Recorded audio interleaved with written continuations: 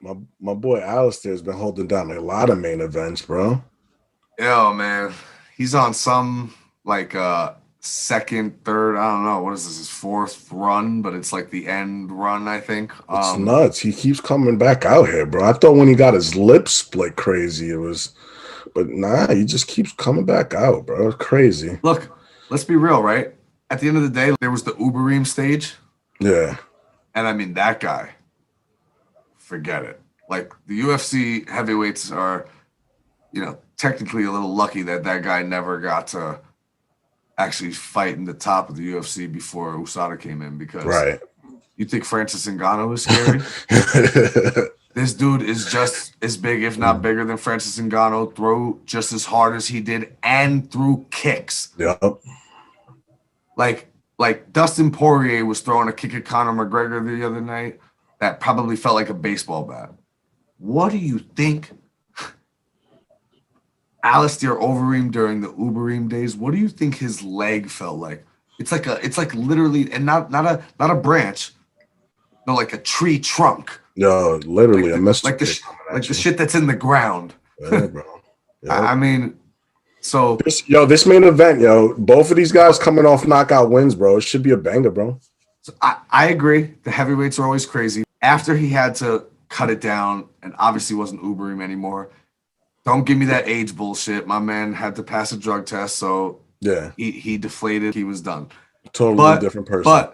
But I got to give it to him. And it's funny because that's how talented the man really is. He's almost like the A-Rod of the UFC. I actually think you could have been still pretty successful without it.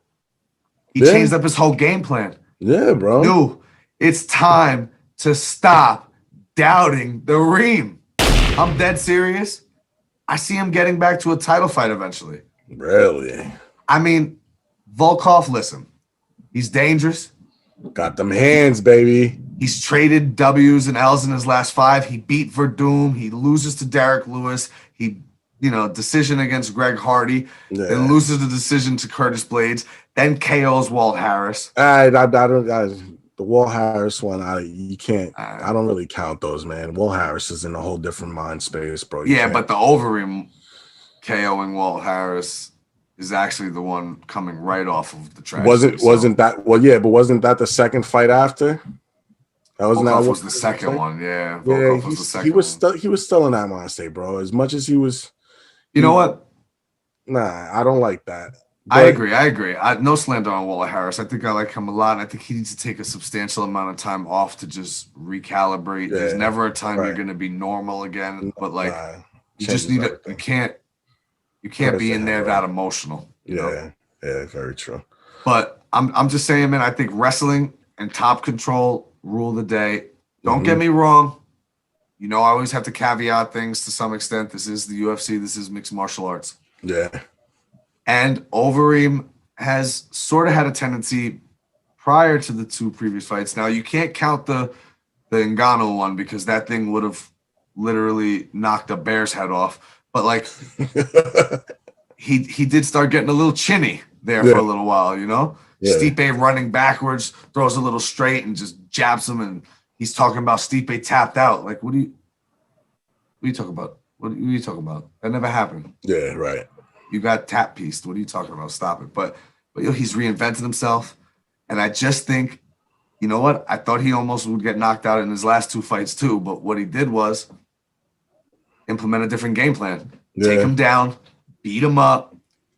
And he's got submissions and some vicious ground and pound, dude. He can finish people on top. He's shown it 2 fights in a row. And that is the second half of my underdog of the week. Overeem plus 155. Parlayed with Clay Guida. I happen to get at 180. 100 to win you 615. That's my underdog of the week. Damn, son. I don't know how that makes you feel. I mean, I guess maybe the Christian Maloics will come through in full effect this weekend. But I don't know, man. After going through my notes, bro, I had Volkov coming out of this.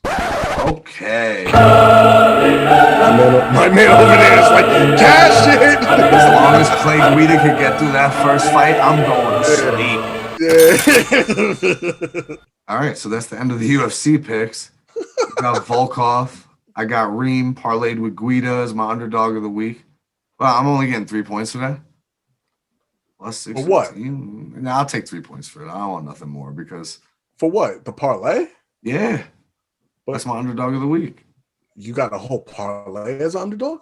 Fucking right. How about I that? thought Clay Guida was the underdog. No. I said, have you not been following? Oh, you want the whole parlay? A whole parlay. 100 to win 615. I'm putting it on notice now. I'm going out on Elite. Man. I'm putting this out before the fights, and I'm putting our podcast name on it. What do you think that is? Let's go. I would settle for the extra one. We agreed on the 4 for Tyreek Hill last week. All right. I won't. I'm not doing that anymore. But just an extra point. Because you know man, what? You should it's not as crazy when as you it's think. plus something crazy.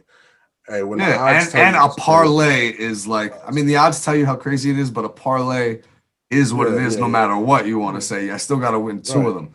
But not only am I out here giving underdogs of the week to gain ground on you in the standings, I'm out here giving them plus 600s to go and cash in this weekend. You understand? Yo, when the guru tells you something, you follow it, kid. That's right.